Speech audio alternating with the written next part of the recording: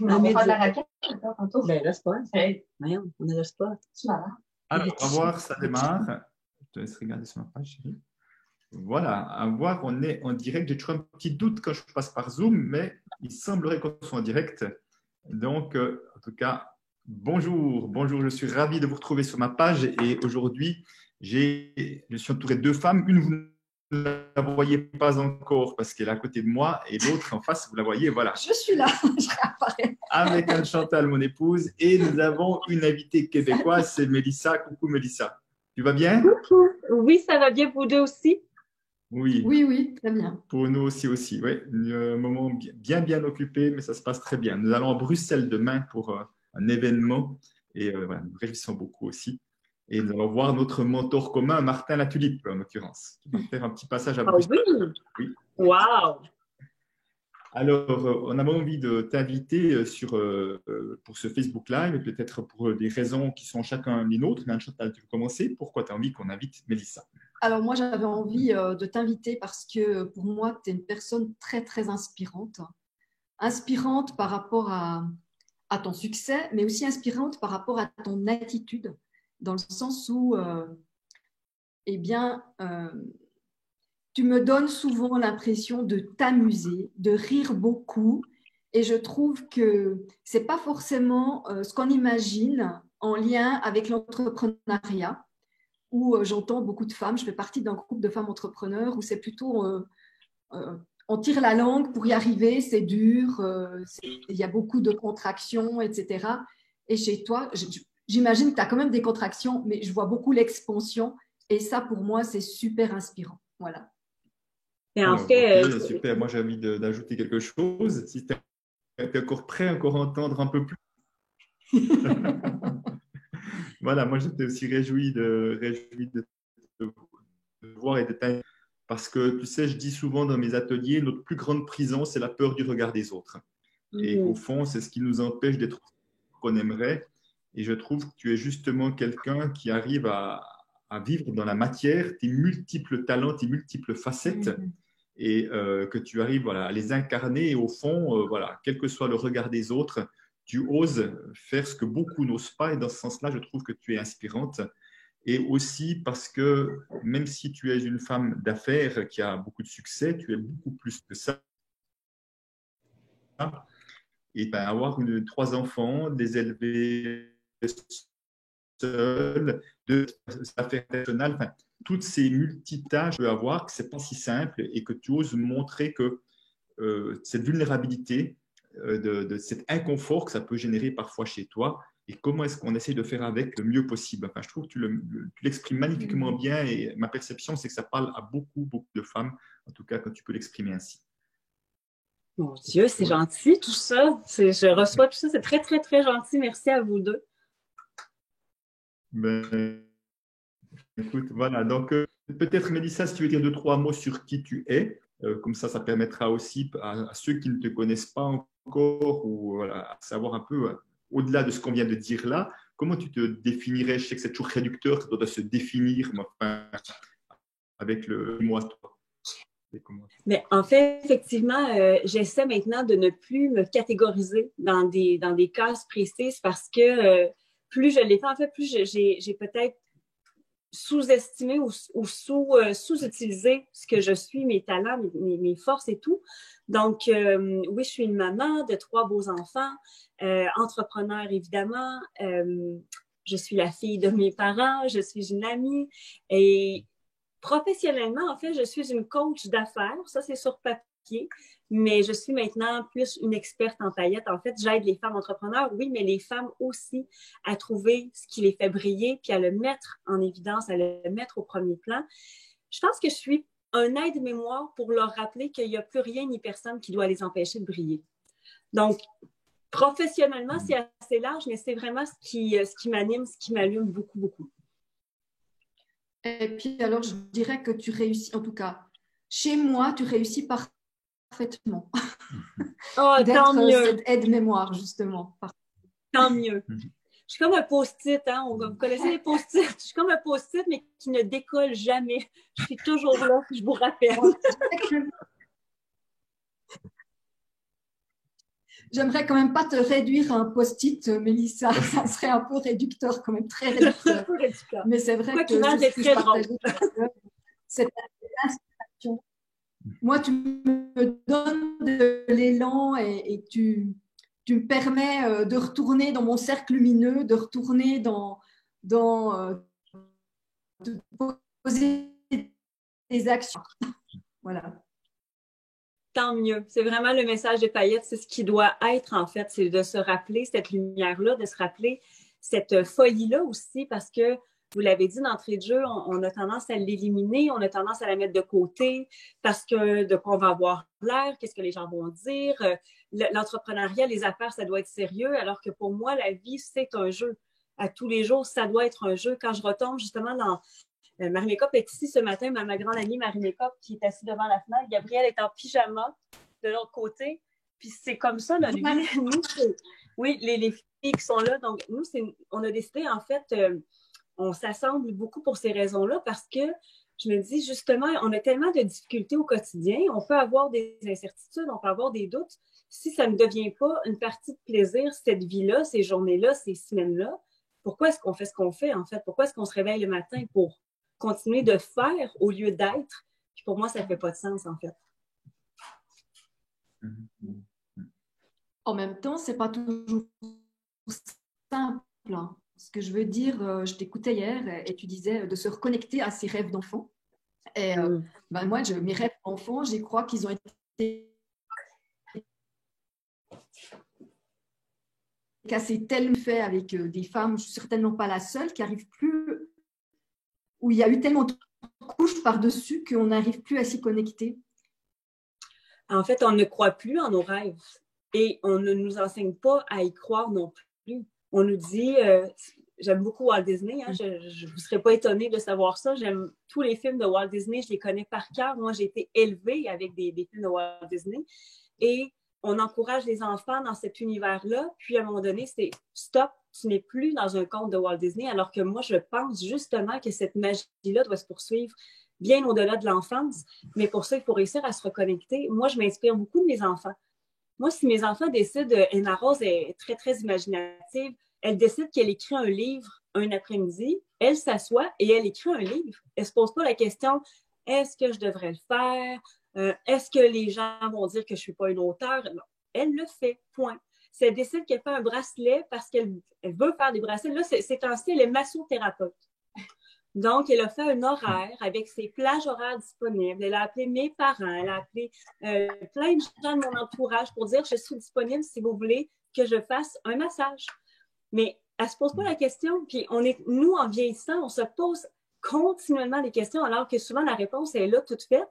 Mais pour ça, il faut se reconnecter à ça. Il faut se reconnecter, en fait, à ce droit-là. On a le droit de rêver. Puis on a le droit de rêver petit, moyen, grand. Je pense que la vie doit être faite pour ça, réaliser des rêves. Ouais. Merci beaucoup. Observer les enfants. Effectivement, je vois que quand je suis avec mes petites filles, je retrouve un peu mes rêves. C'est vrai. Merci. Oui, et moi j'aime bien parce que tu as vraiment une couleur qui est vraiment particulière, singulière, unique. Et au fond, j'ai l'impression que tu as justement envie de permettre à chacune de se connecter à sa propre couleur et de l'oser l'exprimer pleinement.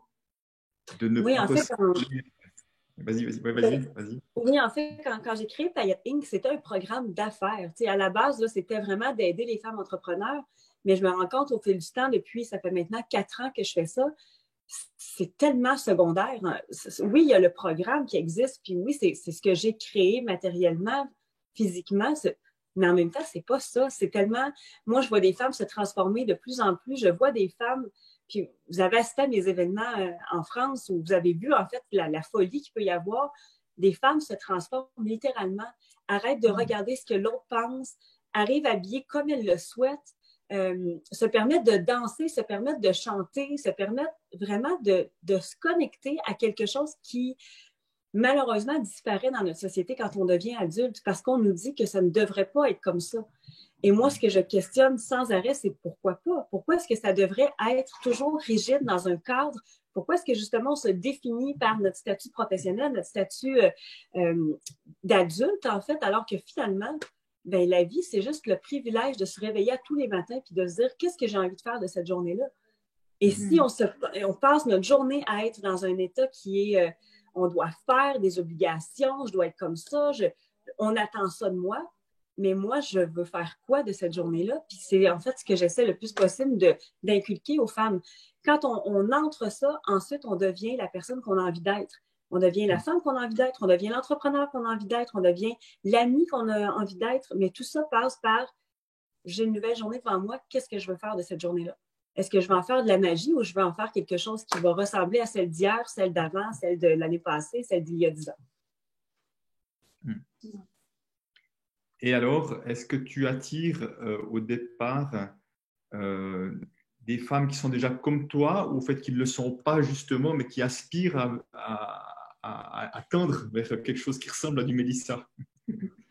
Je me rends compte que j'attire les bizarres de ce monde. En fait, je suis quelqu'un de bizarre. Je suis quelqu'un qui n'a jamais trouvé sa place dans ce monde-là, en fait.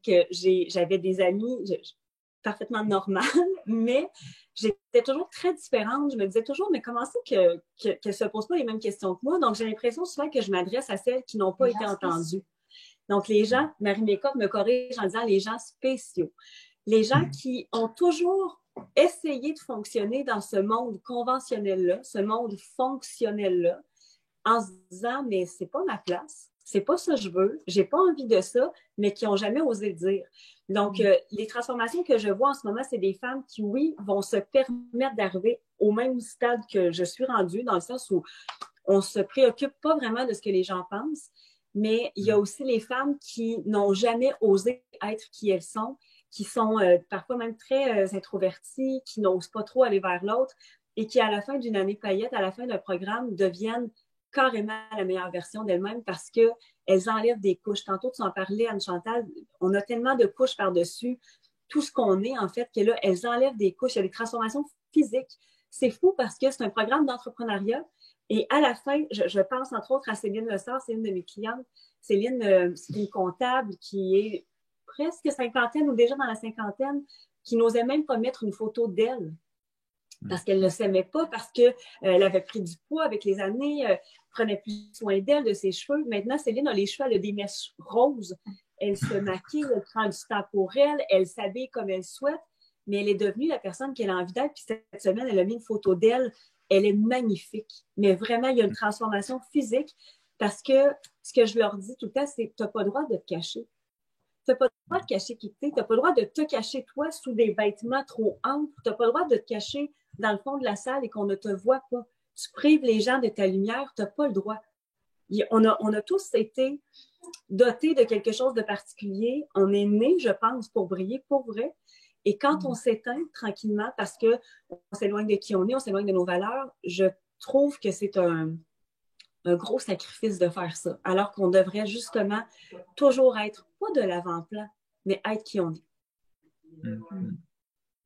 Ok, merci en tout cas pour ce beau message. Et c'est vrai que pour avoir lu ton livre Né pour briller, tu me diras après si on le trouve en Europe, mais je trouve que de ton parcours, il y a vraiment ce mélange de, je dirais, de folie et en même temps d'avoir été peut-être laissé emprisonné dans une case aussi, hein, avec le réveil un peu brutal que ça a pu représenter à coup de sortir de ta coquille. Donc, tu as bien connu l'un et l'autre, en fait. Absolument. Bientôt, il va être disponible. En passant, bientôt, on est en train de travailler là-dessus. Tant mieux. Ça s'en vient. Oui. J'ai suivi le moule qu'on nous dit de suivre, en fait. On ne nous enseigne rien d'autre que va à l'école, trouve un emploi que tu vas aimer quand même, fais des bébés, puis ta vie va être ça, jusqu'à temps que tu prennes ta retraite et que tu joues avec tes petits-enfants. C'est ça qu'on nous enseigne, c'est le modèle traditionnel. Et j'étais profondément malheureuse, en fait. J'étais très heureuse dans ma maternité. Moi, mes enfants, et encore aujourd'hui, me comblent. Je ne pourrais pas avoir une vie sans enfants. Mais je n'étais qu'une maman. Et donc, tout le potentiel que je pouvais avoir, qui existait, je dis souvent, c'est comme un presto. Hein? Je ne sais pas si vous avez ça, un presto en cuisine. En fait, c'est qu'on met le couvercle sur le presto. Puis quand on sait que c'est prêt dans le presto, c'est que le couvercle va ouvrir seul. Mais ça a été ça, c'est que moi, je pesais sur mon ambition, sur mes rêves, sur toute ma folie, ma passion qui m'habitait, parce que je devais être une adulte, une maman, je devais être l'épouse. Et finalement, ça a juste explosé. C'est pas ça. En fait, la vie, elle est d'une infinie possibilité. Mais on nous dit non, c'est comme ça, que ça doit être étape par étape. Moi, je pense qu'il n'y a pas vraiment de livre ou de manuel ou de façon de vivre sa vie. C'est juste de vivre ta vie, point. De la façon que tu voudras. Si pour toi, c'est ça la vie, c'est correct aussi. Je ne jugerai jamais ça. Mais oui, cette prison-là, je suis devenue, en fait, j'étais l'ombre de moi, là, mais vraiment, les gens qui me connaissent à l'époque savaient qu'il y avait ce grain de folie-là à l'intérieur de moi parce qu'adolescente, j'étais comme ça. Mais j'ai voulu essayer d'être quelqu'un d'autre et de ne pas être moi, mais finalement, ça m'a rattrapée. Et tant mieux, en fait, tant mieux, mon Dieu. Je remercie l'univers à tous les jours de m'avoir fait faire une méga dépression. Et tant mieux pour toi, et tant mieux pour tous ceux qui te côtoient aussi aujourd'hui. Anne-Chantal se met des commentaires ou des questions, je te laisse rebondir. Il n'y a pas de commentaires, il y a des commentaires. Merci de tout cœur pour ce live. Ça me parle tellement, tout ce que tu dis sur les rêves. Et cette année, j'ai vraiment envie de me reconnecter à mon enfant intérieur. Et des bonjours. Voilà. Et plein de bonjours, ouais. Et peut-être justement, parce que tu as fait allusion 2-3 fois à ton programme, alors on connaît aussi du monde qui a suivi ton programme, on connaît des gens qui, tu as parlé de Marie tout à l'heure, de Cathy, entre autres, et on voit que ce sont des femmes qui sont incroyables aujourd'hui dans ce qu'elles font, la manière dont elles le font. Alors, quel est ce programme que tu proposes, parce que tu accompagnes des femmes, hein, en ce moment, c'est vraiment ça ton public de départ. Quel est le programme que tu accompagnes? À quoi ça ressemble? J'ai entendu que ce n'était pas que du business, de loin pas. Et à quoi ça ressemble un programme Paillettes Inc. En fait, c'est le programme de formation devient un prétexte pour se découvrir. C'est un programme très complet parce que vraiment, je sais qu'en France, bon, Serge Beauchemin, par exemple, vous ne le connaissez pas, mais c'est un homme d'affaires extrêmement important ici au Québec et qui en a vu des programmes de formation, qui enseigne lui-même dans des écoles d'entrepreneuriat et qui, quand a vu mon programme, a fait, mais mon Dieu, c'est extrêmement complet. Parce que ça fait quand même, moi, 18 ans que je suis en affaires, 18 ans que je ne fais que ça. Je ne sais pas faire autre chose que des affaires. Moi, j'ai une idée, je la transforme en entreprise. C'est vraiment une de mes forces, je pense. Donc, j'ai vraiment été chercher tout ce que j'avais eu besoin, moi, pour grandir en tant qu'entrepreneur, tant au niveau du marketing que de la psychologie de vente. Vraiment les termes, je vais dire, techniques de l'entrepreneuriat. Mais j'ai décidé, en fait, de créer un programme qui, moi, j'aurais aimé avoir. Si on m'avait parlé de ce programme-là il y a justement 10-12 ans, probablement que j'aurais embarqué parce que ça me ressemble à 100%. Donc, c'est un programme où il y a des experts dans tous les domaines que les femmes ont besoin. Tant au niveau comptabilité, fiscalité, énergie. Christian est un de nos experts aussi au niveau de la relation face à l'argent parce que c'est un des grands problèmes des femmes entrepreneurs. On est habitué de donner, on est habitué d'être là pour nos enfants, notre famille, tous les gens qui sont autour de nous et on ne prend pas conscience que ça a une valeur. Nous avons une valeur, mais pour ça, pour faire grandir une entreprise, pour réussir à faire un chiffre d'affaires et à le grandir, je vaux combien, moi? Et c'est quoi ma relation avec l'argent? Donc, si on n'en prend pas conscience, déjà en partant, on fait fausse route. Puis souvent, les femmes vont dire, non, mais moi, je ne fais pas ça pour l'argent. OK. Donc, tu le fais pourquoi? Ça doit faire partie de ça, puis c'est correct. Donc, j'essaie vraiment, à travers le programme, de leur enseigner aussi à développer leur ambition, assumer qui elles sont. Donc, tout le volet confiance en soi, estime de soi fait partie du programme. Il y a la formation qui est en ligne avec les experts et cette année, dans les nouveautés, on a des mentors à paillettes. Donc, chaque fille va être dans des équipes de femmes qui, ça fait 3 ans, 4 ans qu'elles font le programme, donc elles sont des habituées de Paillettes Inc. Parce que ce qu'il faut comprendre, c'est que quand les filles embarquent dans Paillettes Inc., habituellement, elles ne repartent pas. Elles font le programme une fois, elles reviennent la 2e année, la 3e année, la 4e année, elles sont toujours là parce qu'elles ont envie de connecter avec d'autres femmes. Donc, on a nos mentors, on a cette année aussi à toutes les semaines des coachs d'affaires certifiés qui vont venir aider les femmes en groupe. Donc, moi, je suis là, oui, mais il y a plein d'autres coachs que je suis allée chercher qui vont venir les aider. On a aussi le réseau. Je vous donne un exemple très précis, là, mais il y a Mélanie Richer, en fait, qui est une paillette du Québec, qui cette année a eu des énormes inondations. Là. Sa maison est une perte totale. Les filles se sont soutenues entre elles. Elles ont ramassé, je pense que c'est 6 500 $ pour l'aider financièrement. Donc, quand on embarque dans Paillettes, en fait, on se rend compte qu'on ne sera plus jamais seul, ni d'un côté comme de l'autre de l'océan. Les filles du Québec soutiennent celles de la France et vice-versa. Et là, ce qui est le fun, c'est que les filles font des affaires ensemble. Donc, les filles de la France font des affaires avec les filles du Québec, font des collaborations et vice-versa. Donc, ça, c'est une de mes plus grandes fiertés, honnêtement, parce qu'on comprend à ce moment-là qu'il n'y en a pas de limite. Je peux être assis dans la cuisine de Shawinigan et parler avec 2 Suisses par Internet et qu'on collabore et qu'on... Suissesse et Suisse. Non, mais c'est parce qu'il y a le là. Bon, alors elle voulait dire Suissesse. Et qu'on collabore ensemble. Donc, ça, c'est hallucinant. Et il y a les événements. Ce qu'on s'est rendu compte, en fait, c'est qu'il y a du réseautage qui est nécessaire.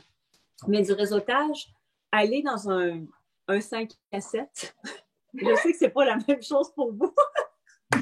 Nous, un 5 à 7, c'est le happy hour chez vous. C'est très différent. Mais donc, aller dans des rendez-vous d'affaires comme ça avec des gens qu'on ne connecte pas vraiment, qui n'ont pas les mêmes valeurs et distribuer nos cartes d'affaires, ça ne nous ressemble pas. Donc, nous, on a décidé de créer des journées spéciales. Il y a le bal des paillettes, autant au Québec qu'à Paris. Il y a la journée Fuck la routine. Parce que ça me fait rire. Parce que pendant ces événements-là, les femmes vont connecter entre elles, mais c'est des souvenirs qu'elles vont se créer pour toute une vie. Parce que quand tu passes une soirée à côté d'une fille en robe de princesse, alors que tu es toi-même en robe de princesse, je vous garantis que vous vous en rappelez pour toute la vie, au complet. Donc ça permet de créer des relations qui vont durer, en fait. C'est que les filles deviennent, au-delà des collaboratrices qu'elles peuvent devenir, au-delà de faire de la business ensemble, elles deviennent réellement des amies. Et là, les amis se soutiennent, les amis s'élèvent les unes les autres et elles se donnent du travail entre elles. Donc, je pense toujours à Adèle Pilote, qui est une de nos amies, qui est avocate. Adèle, 90% de son entreprise maintenant repose sur les paillettes. S'il n'y a pas les paillettes, elle perd ce côté-là. C'est qu'elle a maintenant les clientes qui sont dans notre réseau. Donc, c'est comme si on arrivait un peu à s'autosuffire entre nous. On s'est créé vraiment une communauté où une donne du travail à l'autre, qui donne du travail à l'autre, et là, ça devient exponentiel. C'est ça, pailletting. C'est tout ça. Et moi, ce qui me touche dans ce que tu dis, c'est que, d'une part, j'ai vraiment la certitude qu'il est vraiment temps que les femmes aient beaucoup plus de place au niveau professionnel. Nous avons grandement besoin, y compris dans les entreprises, dans les conseils d'administration aussi. Donc ça me paraît absolument clair. Donc, parce que j'avais l'impression que parfois, quand il n'y a encore pas beaucoup de femmes sur le marché, qu'elles pouvaient même être concurrentes entre elles. Comme ils étaient peu, alors que là, vraiment, ce que tu proposes, c'est justement de montrer l'exemple, parce que l'idée de la concurrence, qu'on connaît très bien, j'ai très bien connu ça dans les grosses boîtes où je travaillais, ça génère des peurs, hein, ça génère quelque chose, des ennemis à l'extérieur, et là, justement, on renverse là, le nouveau paradigme, pour moi, où on transforme ça, justement, nous ne sommes pas des concurrents, nous sommes des coopérateurs, on s'entraide les uns les autres à devenir les meilleurs de nous-mêmes. J'ai travaillé, Christian, 5 ans comme enseignante. J'ai eu un vrai travail comme enseignante. Donc, parallèlement, j'avais et mon entreprise et mon travail d'enseignante. Et ça me tuait le regard des femmes. Mais vraiment, profondément, j'entrais travailler, j'étais pas heureuse parce qu'entre femmes, ça se jalousait tout le temps.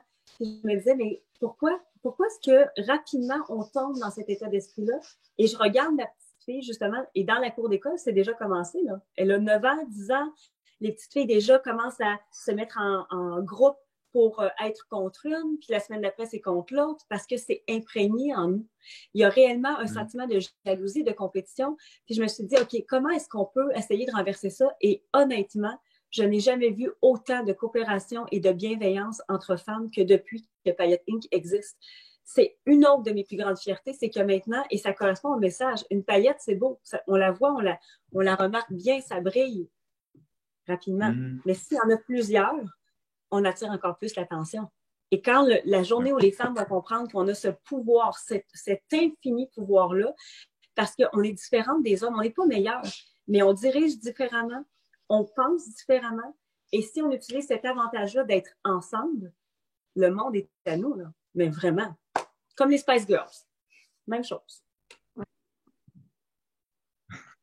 Ouais, et je pense que fondamentalement, les femmes, au fond d'elles, quand elles vont toucher qui elles sont vraiment, c'est vraiment ce à quoi elles aspirent.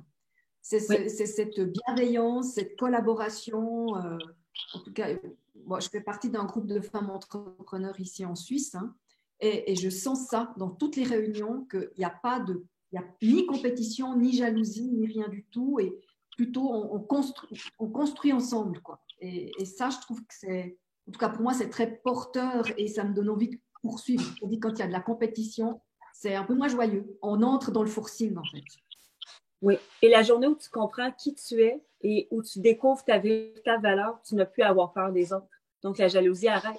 Tout ce que tu peux faire, c'est apporter du bien à l'autre. C'est parfait, en fait. Absolument, tout à fait. Juste quand même, je vais de rebondir parce que tu dis la journée fuck la routine. Alors, vous avez bien compris, c'est un accent québécois, vous n'avez pas compris, mais vous avez bien compris, fuck la routine. Qu'est-ce qui peut bien se passer d'une journée fuck la routine sans donner des secrets? Beaucoup de choses, beaucoup de choses. En fait, cette année à Paris, c'était extraordinaire parce que c'était jumelé aussi à la thérapie Je m'en bats les couilles. Hein. Ça va ensemble. C'est et la thérapie Je m'en bats les couilles et la journée fuck la routine. En fait, c'est une journée parce que je trouve qu'on ne célèbre pas assez la vie.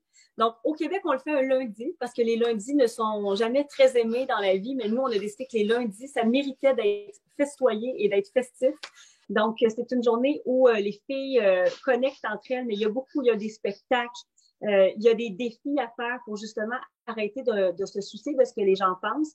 Donc, l'an passé, on les a fait aller sur les Champs-Élysées, on leur a fait faire des chorégraphies, on leur a fait faire des parades de mode, des défilés de mode, on leur a fait connecter en fait avec leur essence profonde, donc de se dire eux-mêmes des qualités, mais en fait de les crier dans les rues de Paris.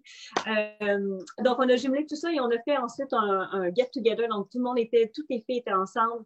Et là, les filles du Québec arrivaient aussi. Donc, c'était vraiment, vraiment très cool de voir ça parce que là, c'était les deux continents qui se retrouvaient. On a vraiment décidé de bâtir des événements qui sortent du commun.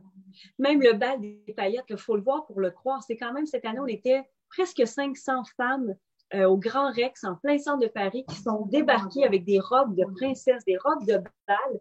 Le propriétaire du Rex, du Rex Club, était foudroyé de voir tout ça. Il disait, mais c'est quoi le concept? Comment ça qu'ils sont en robe de bal? Mais pourquoi? Mais lui, à toutes les années, il dit, là, tu reviens l'année prochaine. Là. Je veux vraiment que cet événement-là soit... J'ai jamais vu autant de belles femmes ensemble en même temps. C'était extraordinaire. Oui, Marie Makeup avait un lot, hein, un masque à la Marie-Antoinette, exactement. Mais on s'est vraiment dit, en fait, quand est-ce qu'on fait ça? Quand est-ce que les femmes vont mettre leur plus belle, pas leur robe de soirée là, aux genoux, non, leur robe de princesse. On ne fait jamais ça. Ça n'arrive pas dans une vie. Mais nous, on a décidé vraiment de se dire qu'est-ce qu'on pourrait faire qui sort du commun, mais qui en même temps va permettre de reconnecter aussi à notre féminité. Tantôt, je vous disais, on fait des affaires différemment des hommes. On a une grande force qui s'appelle notre féminité, qu'on cache trop souvent, qu'on a peur de mettre de l'avant parce que qu'est-ce que les gens vont dire? Si je commence à être vraiment une vraie femme, à assumer toutes les parties de moi qui font aussi partie de ma féminité, en fait partie, ben, qu'est-ce qui va arriver? C'est que je vais probablement toucher à une partie de mon pouvoir. Donc, voilà, Isabelle, d'ailleurs, Isabelle parle de Paris et dit oui, c'était 3 jours extra qu'elle nous dit. Ah, et justement, puisque je sais qu'au début, tu as débuté au Québec et que ça a pris de l'ampleur au Québec, et justement, de plus en plus, maintenant, tu viens sur l'Europe et la France en particulier. Alors, j'aimerais aussi mettre ça en avant et peut-être tu peux en dire un peu plus parce que je crois que ça me paraît important aussi qu'il y a une communauté, une vraie communauté en France qui est en train de ou en France, en Belgique, en Suisse, qui est en train de se mettre en place. Oui. Alors, comment ça se déroule? C'est un peu, ça c'est vraiment le rêve de petite fille. Moi, je voulais être la prochaine Céline Dion. Hein. C'est vraiment quand j'avais 8 ans, 9 ans, moi, Céline Dion, c'était mon modèle de vie au complet. Puis je me disais, moi aussi, je vais être sur les plus grandes scènes partout dans le monde. Et Paris, en fait, est arrivé dans ma vie il y a 3 ans. J'ai réalisé mon rêve d'être à Paris sur scène à la salle Gaveau. Et évidemment, on y prend goût. Et je me suis dit, les femmes de l'Europe, en particulier de la France, là, en Suisse, je suis jamais encore allée en passant. On ne comprend pas comment c'est qu'on n'est jamais encore allé en Suisse. On ne comprend pas ça. Mais j'ai réalisé qu'en France, il y avait encore, et là je m'excuse Christophe parce que je sais que tu es un homme, mais il y a encore l'esprit patriarcal très présent. Et ça m'énerve profondément parce que les femmes se cachent encore en arrière de leur mari. Il y a encore cet esprit-là très macho, je trouve, très homme. Et les femmes ont besoin, en fait, de cette folie-là. Et en particulier, les femmes québécoises, oui, mais les femmes françaises aussi. Et à toutes les fois où je vais faire une conférence en France, je le vois qu'il y a une espèce de déclic de « Ah, ça pourrait être ça ma vie. Je pourrais moi aussi devenir plus exaltée, plus libérée en fait. » Et ce qui est super beau avec les Françaises, et on le voit, j'ai Laure Lenoir, entre autres, qui me vient en tête, qui est une coach française. Elle est venue avec sa famille au Québec au mois de décembre. Elle n'a jamais loué d'hôtel parce qu'avec Payette, elle est allée chez une Payette 2 jours, une autre Payette 3 jours. Il y a plein de Payettes, en fait, qui ont accueilli Laure et sa famille. Elle a 3 enfants et son mari. Il n'y a que des collaborations qui sont en train de se tisser. Manolita Le Cuiro, qui est une autre cliente maintenant, qui est cohorte, elle a été cohorte 3, 4 et 5. Manolita est venue ici au Québec, même chose, elle a été chez plein de Payettes. Il y a plein de gens, en fait, qui lui ont ouvert ses portes et vice-versa. Ce qui fait que maintenant, on a une Marie-Ève Larente, qui est une photographe québécoise, qui va maintenant travailler à Paris parce qu'elle a fait des collaborations. Et encore là, ça revient à une chose. Tout est possible. Vous pouvez être en train de m'écouter dans votre cuisine. Je ne sais pas où vous êtes en Europe et vous vous dites, mais peut-être que je pourrais ouvrir mes horizons, mais non, je ne peux pas parce qu'en même temps, je suis pris dans mon petit coin de pays. Non, il n'y en a pas de limite. Maintenant, tout est possible, tout devient vrai, tout devient accessible du moment où on se donne le droit de le faire. Merci. Merci pour ce beau message. Un très, très beau message. Alors, en ce moment, oui. J'allais dire, je pense que en Suisse, le système patriarcal est en tout cas aussi fort, voire plus fort qu'en France. Oh mon Dieu, donc ça sonne un défi, là. Je vais aller foutre le bordel en Suisse. Quand tu veux. Alors, justement, tu es en plein lancement de cette nouvelle année, puis j'entends qu'il y a des cohortes qui repartent pour une nouvelle année et qu'il y a déjà beaucoup d'anciennes qui continuent. Hein. C'est ce que tu as mentionné, on en parlait tout à l'heure avant le début de ce live aussi, ce qui est toujours un très bon signe que les personnes ont envie de continuer ce programme. Donc, c'est quoi juste peut-être les dates maintenant? Qu'est-ce que tu proposes? Je sais que tu proposes des choses en ce moment pendant plusieurs jours aussi pour chacune pour se faire une idée. Qu'est-ce que c'est, Mélissa? En ce moment, en fait, je suis en live pour les 6 prochains jours parce que nous, on ouvre une fois par année. Donc, le 6 février, ça va être terminé. On ne pourra pas rejoindre Payette Inc. La cohorte 5 va être terminée. Donc, en ce moment, tous les jours, je suis en live 14h notre heure, donc 20h pour vous sur ma page Facebook Pro, Mélissa Normandin-Robert, conférencière et coach. J'enseigne un ingrédient magique à mettre dans son entreprise pour bien réussir. Parce qu'il y a plein de gens qui vont dire, oui, mais en affaires, il n'y a pas de magie. Moi, je dis le contraire. Complètement, je pense que ça prend de la magie justement pour réussir en affaires. Et sur payetteinc.com, donc www.payetteinc.com, mais en fait, c'est votre, je ne sais pas si vous allez mettre votre lien à vous. Dessus, là. Voilà. Oui. Donc, le lien de Christian et Anne-Chantal, toutes les informations sont là. C'est une très, très, très, très longue page, mais avec toutes les informations. Donc, les signes que vous souffrez de magie en ce moment, peut-être que vous n'avez pas assez de magie dans votre vie, et ça a un impact sur vos chiffres, sur votre entreprise. Tous les mentors, tous les coachs, tous les experts qui sont là cette année, tous les événements aussi.